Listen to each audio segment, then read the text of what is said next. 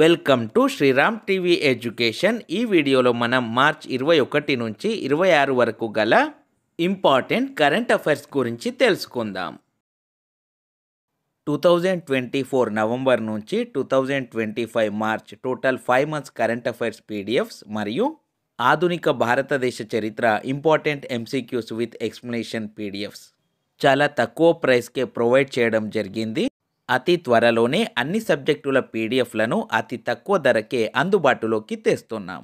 మరిన్ని వివరాలకు Sriram TV education WhatsApp ఛానల్లో వివరించబడింది.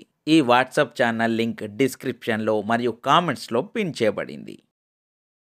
ఫస్ట్ క్వశ్చన్, అంతర్జాతీయ అటవీ దినోత్సవం లేదా ఇంటర్నేషనల్ డే ఆఫ్ ఫారెస్ట్ను ఏ రోజున నిర్వహిస్తారు? Correct answer option C, March 21. అంతర్జాతీయ అటవీ దినోత్సవాన్ని ప్రతి సంవత్సరం మార్చ్ 21న నిర్వహిస్తారు. అంతర్జాతీయ అటవీ దినోత్సవం 2025 థీమ్ వచ్చేసి forests and foods. Next question, ప్రపంచ నీటి దినోత్సవం లేదా వరల్డ్ వాటర్ డేను ఏ రోజున నిర్వహిస్తారు? Correct answer option C, March 22.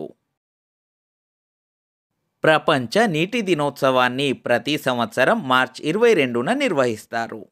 మొదటి ప్రపంచ నీటి దినోత్సవాన్ని 1993 మార్చ్ 22న నిర్వహించారు. ప్రపంచ నీటి దినోత్సవం 2025 థీమ్ వచ్చేసి గ్లేషియర్ ప్రిజర్వేషన్. నెక్స్ట్ క్వశ్చన్, ప్రపంచ వాతావరణ దినోత్సవాన్ని ఏ రోజున జరుపుకుంటారు? Correct answer option B, March 23. ప్రపంచ వాతావరణ దినోత్సవాన్ని ప్రతి సంవత్సరం మార్చ్ 23న నిర్వహిస్తారు. ప్రపంచ వాతావరణ దినోత్సవం 2025 థీమ్ వచ్చేసి closing the early warning gap together.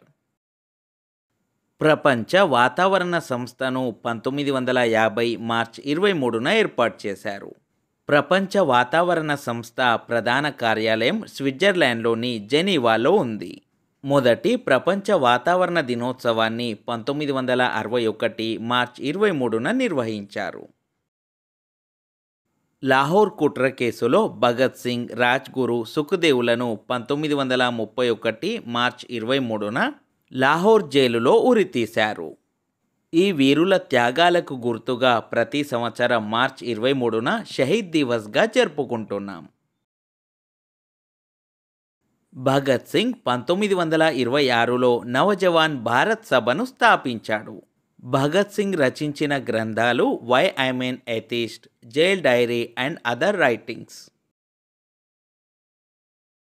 ప్రపంచ క్షయవ్యాధి దినోత్సవం లేదా వరల్డ్ టీబీ డేను ప్రతి సంవత్సరం మార్చ్ 24న నిర్వహిస్తారు.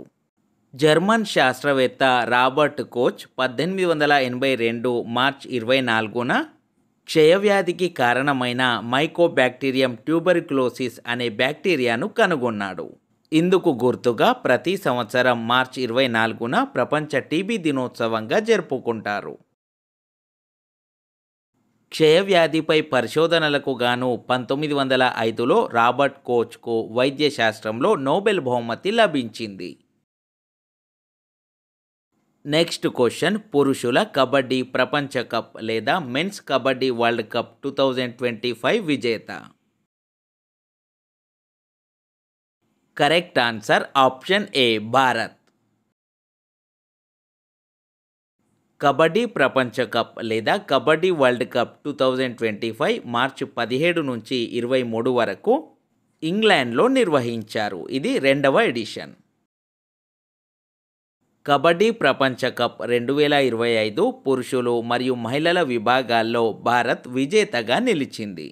పురుషుల విభాగంలో ఇంగ్లాండ్ను 44-41 తేడాతో ఓడించి భారత్ విజేతగా నిలిచింది. మహిళల విభాగంలో ఇంగ్లాండ్ను 57-34 తేడాతో ఓడించి భారత్ విజేతగా నిలిచింది. పురుషులు మరియు మహిళలు ఈ రెండు విభాగాల్లోనూ ఫైనల్లో ఇంగ్లాండ్ను ఓడించి విజేతగా నిలిచాయి. మొదటి కబడ్డీ ప్రపంచ కప్ 2019లో మలేషియాలో జరిగింది. మొదటి కబడ్డీ ప్రపంచ కప్లో కూడా భారత్ విజేతగా నిలిచింది. నెక్స్ట్ క్వశ్చన్ ప్రపంచ సంతోష సూచి లేదా వరల్డ్ హ్యాపీనెస్ రిపోర్ట్ 2025లో భారత్ ర్యాంక్ ఎంత? Correct answer option D 118. March 20న అంతర్జాతీయ సంతోష దినోత్సవం లేదా ఇంటర్నేషనల్ డే ఆఫ్ హ్యాపీనెస్ను పురస్కరించుకొని ఆక్స్ఫర్డ్ యూనివర్సిటీలోని well being research centre world happiness report 2025ను విడుదల చేసింది. ఈ సూచీలో భారత్ 118వ స్థానంలో నిలిచింది. గతేడాది అంటే 2024లో 126వ ర్యాంక్తో పోలిస్తే భారత్ ఈసారి మెరుగ్గా 118వ ర్యాంక్ సాధించింది. ప్రపంచ సంతోష సూచి లేదా వరల్డ్ హ్యాపీనెస్ రిపోర్ట్ 2025లో ఫిన్లాండ్ వరుసగా 8వసారి ప్రపంచంలోనే అత్యంత ఆనందమయ దేశంగా అగ్రస్థానంలో నిలిచింది. డెన్మార్క్ 2వ స్థానంలో, ఐస్లాండ్ 3వ స్థానంలో నిలిచాయి. ఈ సూచీలో ఆఫ్ఘనిస్తాన్ 147వ ర్యాంక్తో చివరి స్థానంలో నిలిచింది. నెక్స్ట్ క్వశ్చన్ 59వ జ్ఞాన్పీఠ్ పురస్కారానికి ఎవరు ఎంపికయ్యారు? Correct answer option D Vinod Kumar Shukla. ప్రముఖ హిందీ రచయిత వినోద్ కుమార్ శుక్లాను దేశ అత్యున్నత సాహితీ పురస్కారం జ్ఞాన్పీఠ్ వరించింది. ఛత్తీస్గఢ్ నుంచి ఈ అత్యున్నత సాహిత్య పురస్కారాన్ని అందుకున్న మొదటి రచయిత ఆయనే. జ్ఞాన్పీఠ్ పురస్కారాన్ని అందుకున్న 12వ హిందీ రచయితగా ఆయన నిలుస్తారు. ఈ పురస్కారం కింద 11 లక్షల నగదు, సరస్వతీదేవి కాంస్య ప్రతిమ, ప్రశంసా పత్రాన్ని అందజేస్తారు. మొదటి జ్ఞాన్పీఠ్ పురస్కారాన్ని మలయాళ రచయిత జి శంకర్ కురూప్కు 1965లో ప్రదానం చేశారు. జ్ఞాన్పీఠ్ పురస్కారాన్ని అందుకున్న మొదటి మహిళ బెంగాలీ రచయిత్రి ఆశాపూర్ణ దేవి. జ్ఞాన్పీఠ్ పురస్కారాన్ని గెలుచుకున్న మొదటి తెలుగు వ్యక్తి విశ్వనాథ సత్యనారాయణ.